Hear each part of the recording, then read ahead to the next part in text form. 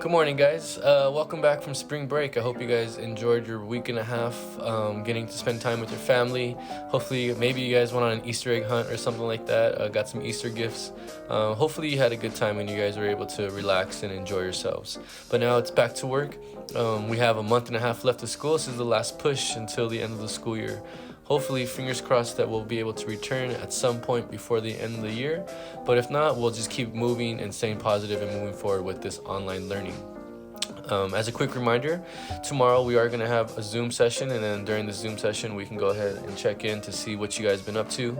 And then Friday will be our first live session where we're going to have our first live teaching class, so we can start learning and doing things in real time. I have been trying to do new things with the Google Slides to get us more engaged, so we're going to try it out. It'll be a testing and learning experience, but looking forward to it.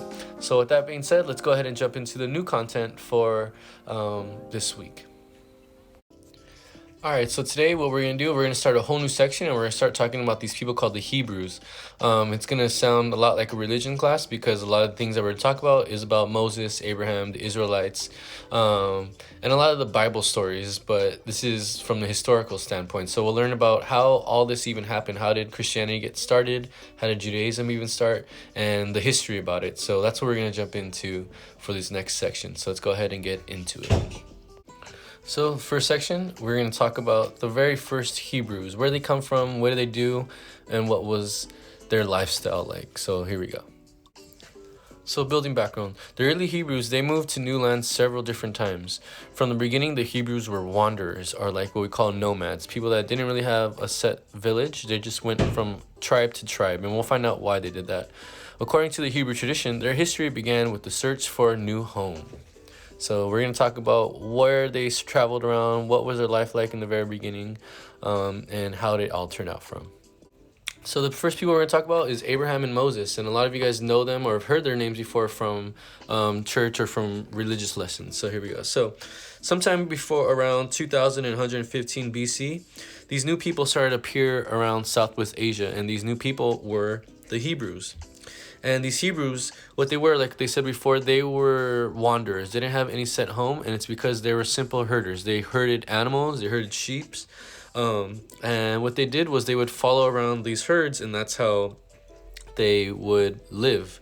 And from them, they developed their own culture, and they became a big influence on later civilizations. And you guys all know that because of the creation of Christianity. So a lot of what is known about the Hebrew history comes from the works of archaeologists and accounts written from Hebrew scribes. So when we learn about the Hebrews, a lot of things that we have writings or journal entries, and talks about their history and the laws of Judaism. And Judaism was the religion they practiced, and that's kind of like where Christianity stemmed from. So in these times, it became known as the Hebrew Bible, and the Hebrew Bible also became part of the Christian Bible, which includes the New Testament. Okay? So in the very first recordings of this Hebrew Bible, the Bible traces the Hebrews back all the way to this guy named Abraham. And one day the Bible said God told Abraham to leave his home in Mesopotamia. If you guys remember Mesopotamia, it's right there where the Green River is. And it was the place between two rivers, the Euphrates and the Tigris, if you remember that from way back in the beginning of school. So God told Abraham to leave his home in Mesopotamia, and his job that God told him to do was to take his family on this long journey west. And God promised to lead Abraham to this new land and to make his descendants into a mighty nation. So God told Abraham to leave the Mesopotamia and go search for this new land. So when Abraham left Mesopotamia, he moved and he settled to this place called Canaan. And if you see Canaan, it's right there by the Mediterranean Sea. The Hebrews lived in Canaan. They lived there for many years. But however, some of the Hebrews, they decided to move to Egypt because in Canaan there was a famine where there was a lack of food and they were running out of energy sources. So they needed to move because remember, they were herders. So they needed to travel and move along. So when the famine happened, the Hebrews, they started to move, and they moved into Egypt, and their population grew. But when they got to Egypt, the Pharaoh of Egypt at the time, he was worried that these pharaohs were going to start to take over Egypt. So in order for that to stop, he made all of the Hebrews become slaves. So then the Hebrews, when they went from Mesopotamia, they moved to Canaan. They had to move from Canaan because of a famine. They settled in Egypt.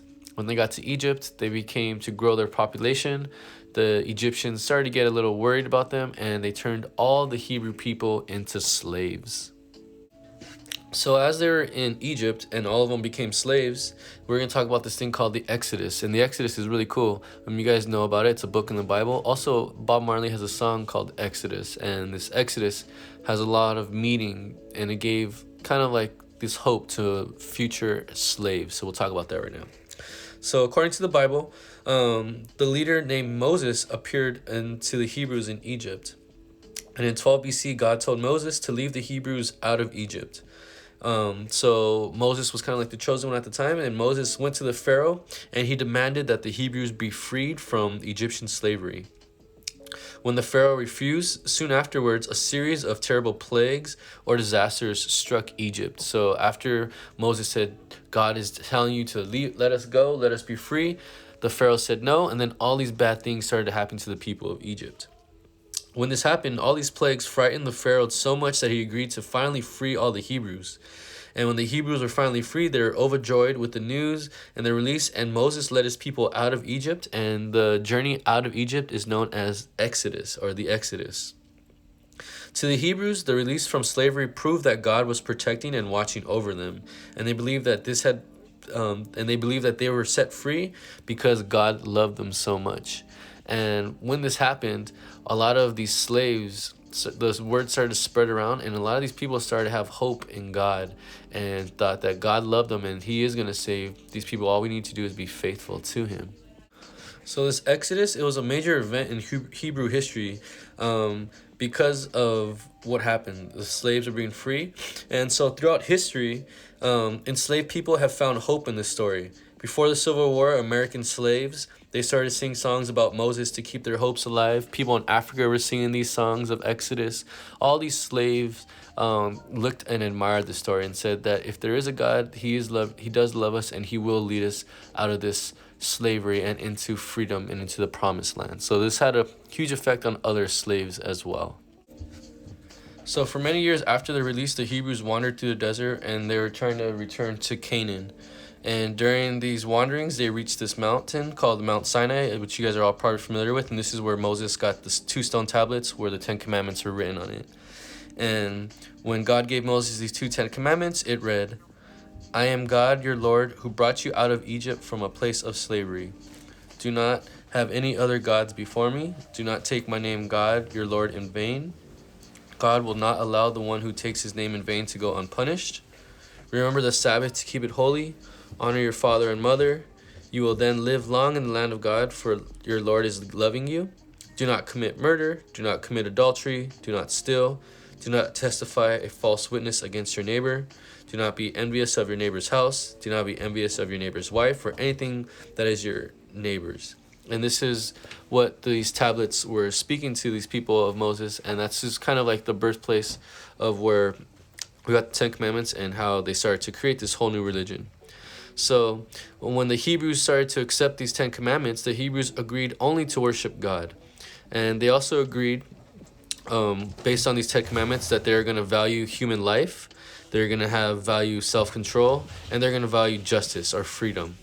So over time, these commandments, they began to shape the development of the Hebrew society as what we know to this day. So according to the Bible, the Hebrews wandered for about 40 years before they went back to Canaan. And once they got there, Canaan was not the way it was left. They actually had to fight people and conquer them before they can actually settle down in the city of Canaan. When they reached Canaan, though, and they finally were able to settle, these Hebrews, they changed their identity, and they became known as the Israelites, of what we know them as to this day. And in Canaan, these Israelites, they lived in small, scattered communities, and these communities had really no central government. Everyone pretty much did what they were supposed to. They worked together.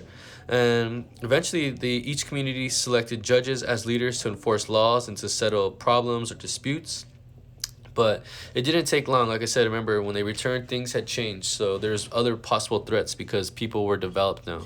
So they had to call and think of a new way to govern and lead their people, because now they couldn't really do these small communities because there's going to be other outside threats. And these outside threats is what we're going to talk about next, and how they changed the way they ruled things. So as a quick review, we are talking about the Hebrews, and most of the Hebrews, everything we know comes from the Hebrew Bible or historic text. And remember, a lot of this was talking about how the Hebrews lived, and also talked about Judaism, which was their religion. In the very beginning, it goes, the Hebrews get traced back all the way to this guy named Abraham, and God was the one who told Abraham to leave Mesopotamia and lead his people to a different land, or to a new land. And this here, they'll have a mighty nation. So Abraham led them to Canaan. Fortunately, Canaan, when they were living there was a famine, and they had to move, because remember, they were herders, they weren't settlers. They had to move around with the people, or move around with the herds. So they went to Egypt. And when they got to Egypt, the Egyptians were scared that they're becoming too powerful, and they were put into slavery, and they were known as slaves. And then eventually a leader came from the Hebrews named Moses. And Moses was the one that was chosen by God to lead his people out of Egypt and to free them. When he went to the Pharaoh and told him that we need to be freed, he did not listen. And eventually a series of terrible plagues and disasters struck Egypt. The Egyptian Pharaoh was pretty much worried and frightened, and he released all his people, all these Egyptians, or excuse me, not the Egyptians, all the Hebrews. And Moses led his people out of Egypt, and this is called the Exodus. And this Exodus was not only the freeing of the slaves of the Hebrews, but it also is a story that is widely admired by other slaves, because they also too have this idea that maybe God will free them from the slaves. And they knew that they did this because God loved them. As they went, they traveled around looking for Canaan again, and they discovered the Ten Commandments. And the Ten Commandments was pretty much how they were ending up living and developed their Hebrew society.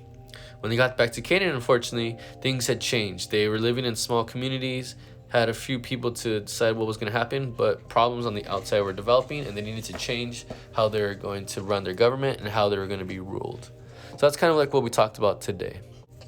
So for homework, I want you to answer these 3 questions. Number 1, why did Abraham leave Mesopotamia? So why did Abraham leave Mesopotamia with his people? Number 2, how did the 10 Commandments shape Hebrew life? What did these 10 Commandments tell him? And how did this shape Hebrew life or society? And number 3, why was the Exodus a significant event in Hebrew history? Why was it significant back then, and why is it significant to us nowadays? So those are your 3 questions for homework. So today we talked a little bit about the Hebrews, just the beginning, and building some background about them. If you have any questions, feel free to ask me. I know we're back into school, so yeah, let's get to it. Let's get to working hard, and let's make these last month and a half a good, strong, solid month and a half. If you have any questions, just let me know. If not, I'll see you guys all tomorrow on our Zoom session.